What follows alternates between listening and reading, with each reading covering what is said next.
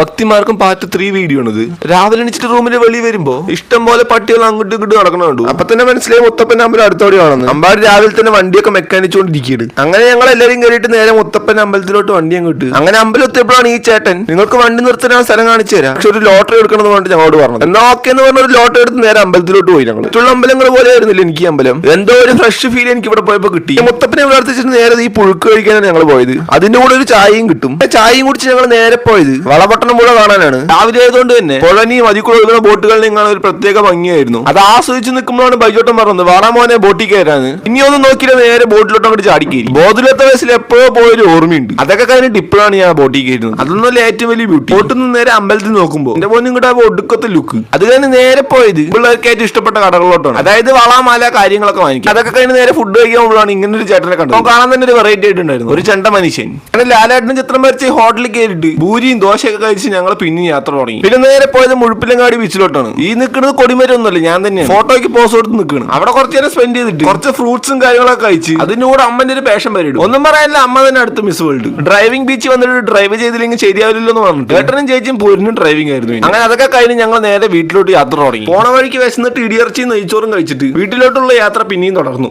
അപ്പൊ കാശ് ഇതോടെ ഈ യാത്ര അവസാനിക്കാണ്. നല്ല കാഴ്ചകളായിട്ട് അടുത്ത വീഡിയോയിൽ കാണാം. ബൈ.